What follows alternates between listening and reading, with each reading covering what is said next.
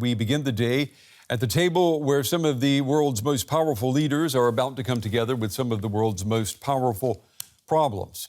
For the next 3 days, presidents, prime ministers, and a chancellor from the G7 group of nations will work their way through one of the toughest agendas ever. And one of the topics making a debut this time around, for the first time ever, G7 leaders will discuss the promises and the risks of artificial intelligence. And you can add AI to several other all too familiar subjects: Russia's invasion of Ukraine, as well as containing the Chinese threat, how to end a war, and how to prevent another from beginning. The answers include closer ties between the U.S. and Japan. Take a listen. The Japan-US alliance is the cornerstone of peace and stability in the Indo-Pacific region.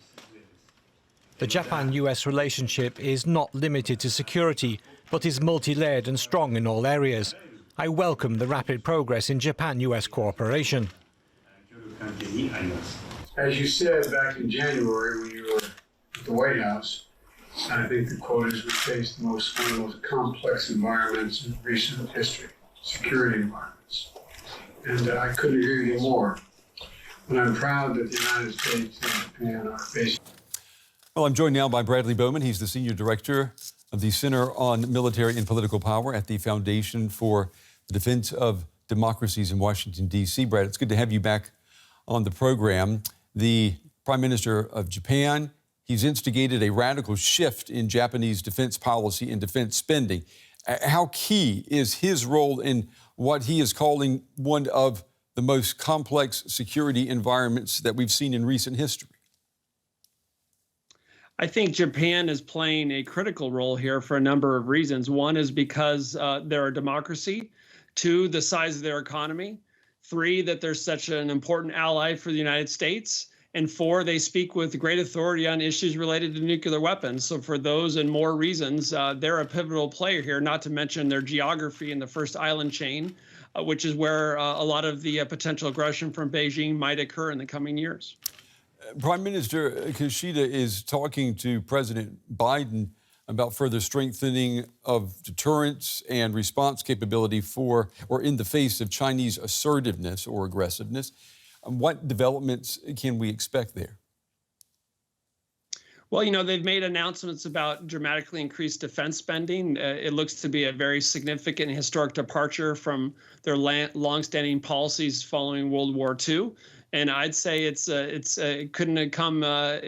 coming just in time, because if the United States is going to deter aggression in the Taiwan Strait and elsewhere from the People's Republic of China, I think we're going to need all the help we can get. And Japan is darn near the top of the list for me. And so I think the United States and Japan see the global environment in a very similar way, whether it's Putin's unprovoked invasion of Ukraine, whether it's the aggression from China, and the need to build a more unified and capable military deterrent with a sound economic foundation where we pull out key parts of our supply chains out of China and put them in places where we can be more confident that we'll have access to those resources and supplies and that they will not be compromised in some way. You know, the G7 group of nations, it's not a defensive alliance, but I'm wondering, do you detect a unity of purpose among these countries, as well as the European Union, when it comes to Russia's war on Ukraine, when it comes to North Korean nuclear threats, and when it comes to China? It's a great question. You're right. You know, the G7 is no NATO. It has no pretense to be that.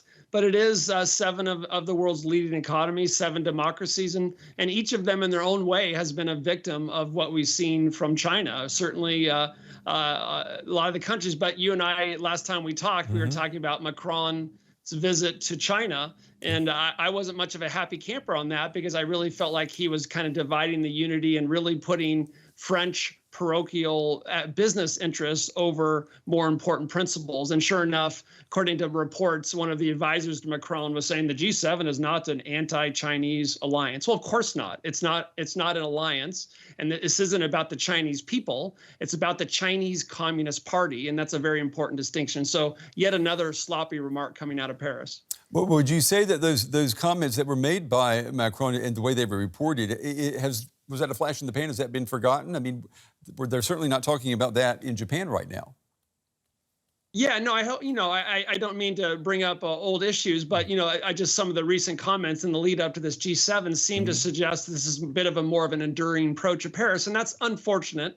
I think it's short-sighted. And we're going to need all the unity we can get among democracies, as I argued last time, because of the formidable nature of the challenge from China. I'm glad to see the EU, and I'm glad to see our European G7 partners really taking the China threat seriously. But, I do see some continuing squishiness, if you will, from Paris.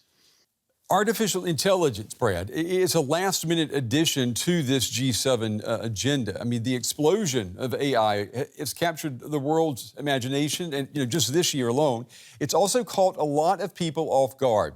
I'm wondering, what do you hear there in Washington in terms of AI vis-a-vis defense policies, national security, just maintaining the global order?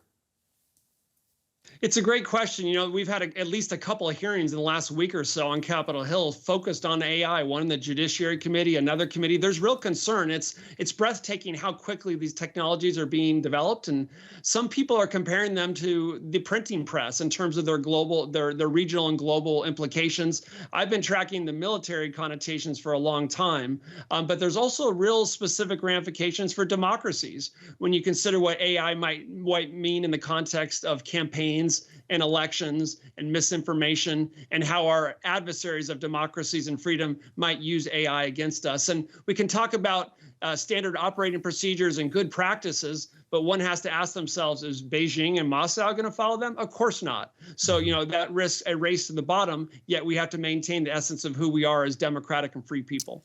Let me go back, before we run out of time, back to the situation in Ukraine. President Biden, he says that he's looking, from his G7 allies, he's looking for what he calls a strategic defeat of Russia in Ukraine. What does that actually mean? I can't read his mind. I would assume he means a defeat of the Russian invasion, which would mean the departure of Russian forces from a country in which they're not welcome, and that would include Crimea.